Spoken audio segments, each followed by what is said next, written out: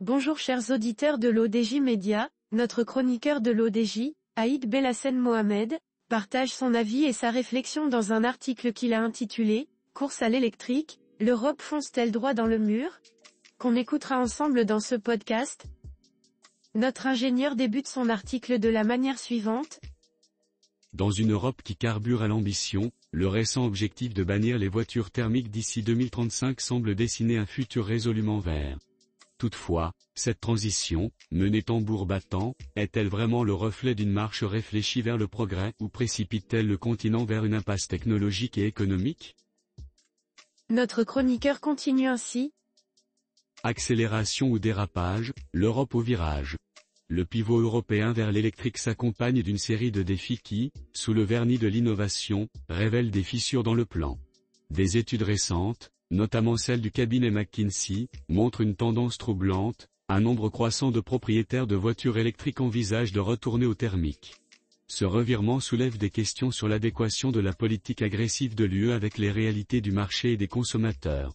Mercedes-Benz, souvent à l'avant-garde de l'innovation, a récemment rétrogradé sur ses investissements dans l'électrique, citant un ralentissement des ventes. La marque prévoit désormais une production mixte sur ses lignes, combinant électrique et thermique, dans une démarche de rationalisation des coûts et d'adaptation à un marché fluctuant. Cette hésitation de la part d'un leader de l'industrie est un signal alarmant quant à la viabilité du tout électrique à l'échelle prévue.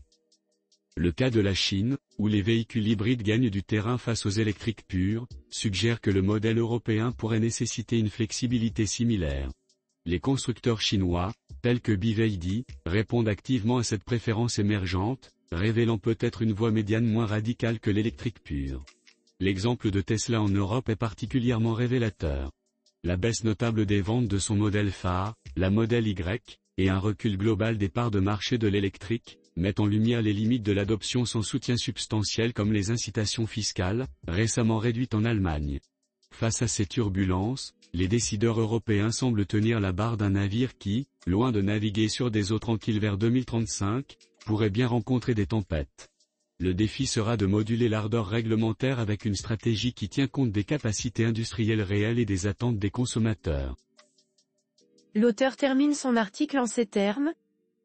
Finalement, la question centrale demeure, l'Europe, dans sa quête de leadership écologique, a-t-elle pris un virage trop serré?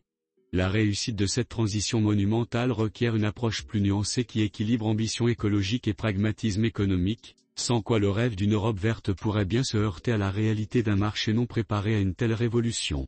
Rédigé par Aïd Belhassen Mohamed.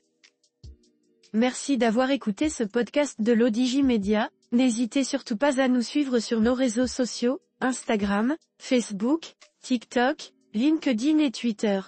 Alors, on se dit au prochain podcast de nos chroniqueurs de l'ODJ, et à très bientôt.